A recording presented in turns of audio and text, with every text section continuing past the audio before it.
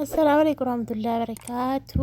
جرجرتو بقى جراتني وروني ماتنا فنتاني سينا ماتنا افتاسني جتشو بربادا guyyaarraa maalii sitti agarsiisa beektu kabsa hojjechuuf jechaa jira jechuudha. Misaa kottaa nyaadhaa sumaan isin affeeree jira. Akkaataa inni itti hojjetamu gabaabsee isin argisiisa karaa qal'aa ta'e. Kunoo timaatimiidhaa fi filfil baarii xiifaa qopheeffadhee jira. Kuni maajiidhaa milee maalidha maqaan isaa buzaara waa hundumaati. Kun immoo kaakiltii jedhama. Waanuma garaagaraarraa walitti nadhamee jira. Bimbilifaa keessa jira. Kun immoo foonidha jechuudha. Kun akkuma argaa jirtanii shunkurtii asitti qopheeffadhee jira. Zayituunni xiqqootti naqa. Zayitiin hin jiru mana kana. Zayituunni xiqqootti naqanniyyuu zayitii qaba waan ta'eef dhumarratti garuu irraa buddusaa turruusitti hin naqini.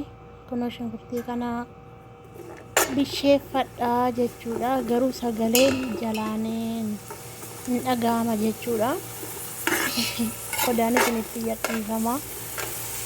Akkasii kun uummata qashtii keenyaa kana shunkurtii bisheeffatuutu jira. Xiqqoo shunkurtiin bishaatee adaalachaa'ee bifa isaa jijjiiratu jechuudha. Gara diimaatti adeeffatu bifa isaa yeroo sana baay'ee namatti tola jechuudha. Qaamni isaas ni mi'aawa gaafa shunkurtiin bishaate jechuudha.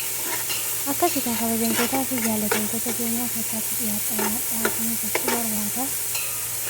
Kanaa xiqqootti qadaadee walitti deebina. Wanta markaatti qabee xiqqootti qadaadee walitti deebina jechuudha. Kunoo walitti deebine jira. Kunoo daalachaa'ee jira. Shunkurtiin xiqqoo diimatee jira jechuudha. Xiqqoodha shunkurtiin baay'ee ittiin godhu mana kana hundeema tokkotti. Amma immoo timaatimii kanatti naqadhuutiin jira. Timaatimiidhaa fi filfil baarii immoo maal jedhu filfila guddaa kana homaa hin ta'u. Naman gubachuudha guddaa malee. Kun akkasitti hojjechuutu jira. Maashaallah tabarakallah jaartii kanarraa qabu yaa rabbi ji'a gidduutti du'aa kana waan ta'eef jamiila jedhu. Itti mataa qaba. Akkasii kun akkatti shunkurtii fi timaatimii waliin bisheeffadheetiin jira. Baay'ee isin bisheessu daqiiqaa 10 akkasi waliin bisheeffachuudha. Shunkurtiin garmalee yoo bishaate isin jaallatan isaan akka biyya keenyaati. Baay'een jaallatan yoo bishaate fi kun akkasitti waliin daawwattee xiqquma si akka nyaatan immoo yoo mi'aaye malee nyaachuun natti hin tola jechuudha. Waan nan hojjetu natti hin tolu yoon ofii koo hojjedhee malee garaa nan bu'u. Numa nan fudhatu hin beeku. Kunoo laamatti naqadhee jira. Xiqqoo walaa fudhatu waliin sochoosaa silkii lafa kaa'ee sochoosa jechuudha. Kunoo silkii lafa godhee sochoosee waliin makee bifi isaallee jijjiiramee jira. Kunoo akkasitti bareedee jira. Xiqqoo walaa fudhatu haa bishaatu. Amma inni wal fudhatee jedhutti akkasumatti ni sochoosa jechuudha. Kunoo laamni immoo maalidha beektuu? Laama gaalaati bar kan gaalaati. Asumaan ilaala warri Itoophiyaa jirtan laama foon gaala laaman jedha. Laamatti waanni fiigee foon gaalaati. Ilaalaa isin jechuu barbaada. Nan badee rahumaan nabitti kana rahumaa jira. Silkii tokkoon baay'eedha taa'e. Akkasii narraa hojjetee sagalee gadi qabee kilaaskaalii irra geessee fakkaata. Muuziqaatti gashiteerti. Akkasii kunoo waliin makadhee takkattakaa jira. Xiqqoo akkasitti daqiiqaa 15 yoo akkasitti waliin bishaate waliin mattee hedduu tokko xaa'amni isaa baay'ee tokko namatti tola jechuudha. Namoonni ittiju kun walitti bozaara achumaa gadi walumaa gadi itti gannan jechuudha. Isaan bishaan irra keessa baasanii bishaan qulqulluu laamachi gaditti naqanii jiruun jaaladha. Yoo shunkurtii xiqqoo ankulaallee malee natti hin tolu. Kunoo akkuma nabii kun nyaachuu jedhee qaba. Isaan dhimma hin qaban. Kunoo waliin makadhee jira. Akkuma argaa jirtanii waliin makadheetiin jira jechuudha. Kunoo baay'ee tokko bareeda. Akkasumatti bareedaa kan ta'e kottaa nyaattuu malee dirqama nyaachuu qabna. Akkasii sabboontuun keessa isin gochaa jirti. Sabboontuun isin jedhina amma harkisuuf guddaadha laala. Wal harka tokkoon kaameraa qaba harka tokkoon Bakkeetiin hedduu tokko ulfaataa beektan. Naafasti waan nyaatachaa jira. Tokko bishaataa ammallee.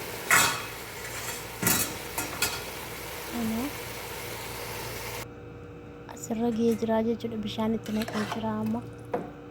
Bishaan ho'ifadhee ture garuu itti xiqqaate jennaan itti dabalee.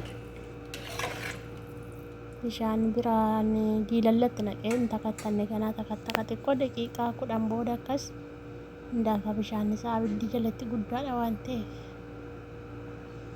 Akkasii ijoolleen mana seeruu kana waan hirmaattu. Kunoo gidduutti immoo kana sinaffeera kana nyaadhame qottaati. Eenyu kana jaallata. Kanaaf ammoo ruuzii koo miicachuufan jechuudha ruuzii isa kana. Ruuzii xixiqqaa qabnaa duraan ruuzii gurguddaa malee nuun fidan turan. Kan ammoo miicee daqiiqaa 15 bishaan keessa godha jechuudha. Daqiiqaa 15 booda nan baasa. Xiqqoo ture miicee bishaan keessaa baasa jechuudha. Ammallee kana sinaffeeree jira qottaa nyaadha. Baay'ee bareeda. Kunoo bishaatee asirra gahee jira jechuudha. Akkuma argaa jirtan. Kunoo bishaan fixatee jira. Bishaan sila baay'ee itti naqee. Amma fixateetu jira jechuudha bishaan kunoo akkuma argitan. Ammaan hin jirtutti balaa buufti. Akkasii kan uummata qashtii kiyyaa kunoo akkuma argaa jirtanii hedduu tokko namatti tola takattaa jira. Ruuzii itti naqadhaa jechuudha. Ruuzii immoo daqiiqaa 15 akkas nan bisheessa fakkaate. Daqiiqaa 15 booddee nan baasa. Kunoo zayitii kanarraa fuudhuu qabaayyuu garuu. Zayitii kanarraa fuudha. Itti baay'ate waan ta'eef garaa nama qaba gaafa nyaatanii yoo akkasittiin hojjetame jechuudha. Kunoo irraa kakaasaa jira zayitii kana. Bishaan isaan fuudhee itti gad deebise. Kunoo akkuma argitan ruuziin itti nammee jira.